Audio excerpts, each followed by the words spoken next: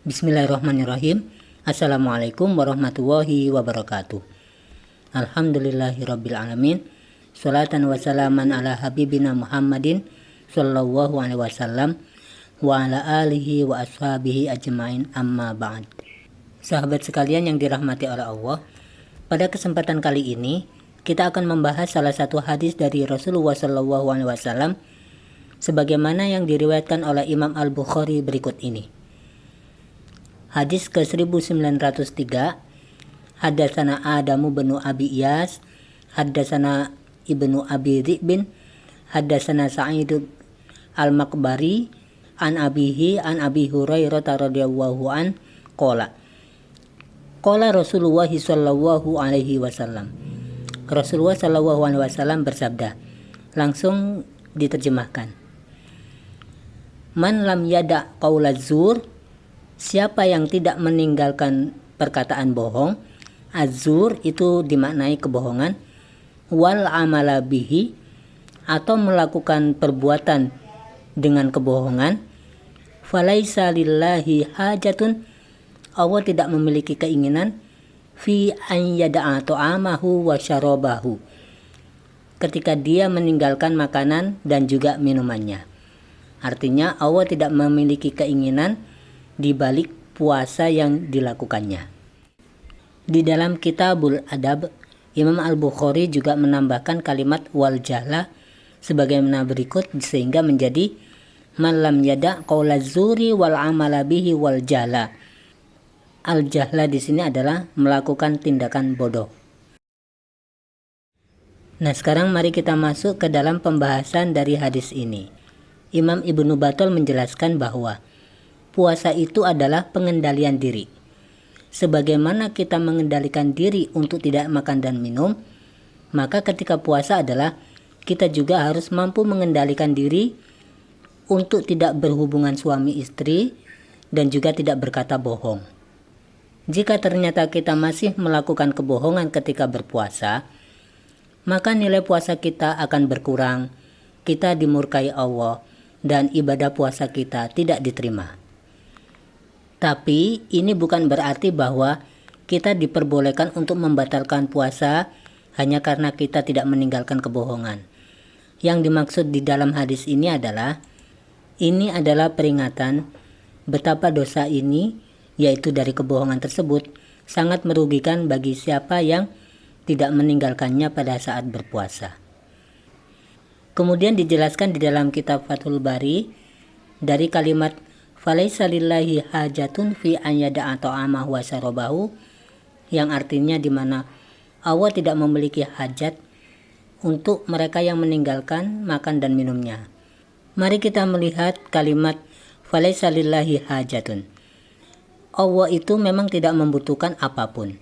Akan tetapi pengertian hajat di sini adalah irodah atau kemauan. Ibnu Al-Munir memberikan contoh seperti ini.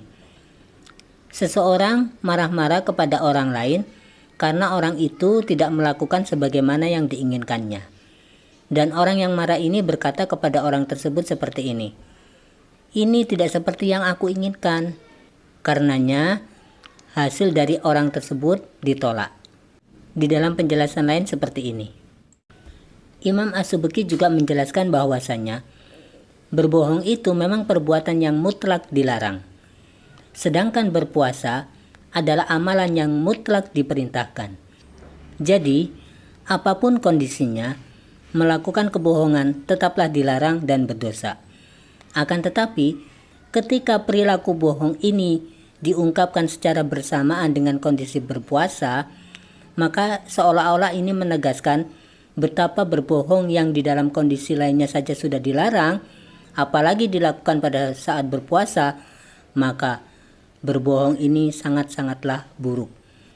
Dengan kata lain, berbohong ketika sedang berpuasa itu adalah keburukan yang sudah keterlaluan untuk dikerjakan.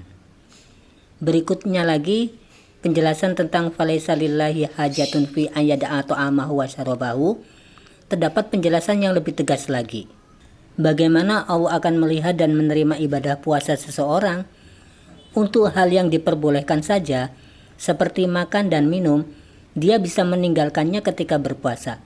Sedangkan berbohong yang jelas-jelas harus ditinggalkan kapanpun dan dimanapun, kok ini malah dikerjakan apalagi pada saat sedang berpuasa. Oleh karena itu, bagi siapapun yang ingin agar supaya puasanya diterima, maka puasanya harus selamat dan bersih dari perilaku kebohongan. Inilah gambar penjelasan dari sebuah kalimat falaisa lillahi hajatun fi ayyada'a ta'amahu wa syarabahu.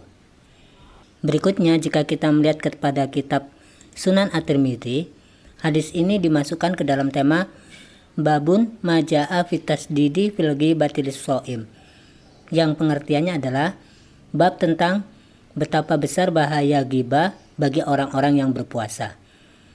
Mengenai hal ini, Imam Ibnu Hajar menjelaskan bahwa ghibah dan qauluz zur itu berbeda, sebab ghibah itu adalah membicarakan tentang apa yang tidak disukai oleh orang lain, sedangkan qauluz zur itu adalah berkata bohong. Jika ghibah dimasukkan ke dalam pembahasan hadis ini, maka maksud dari hadis ini adalah agar supaya kita benar-benar menjaga lisan ketika sedang berpuasa.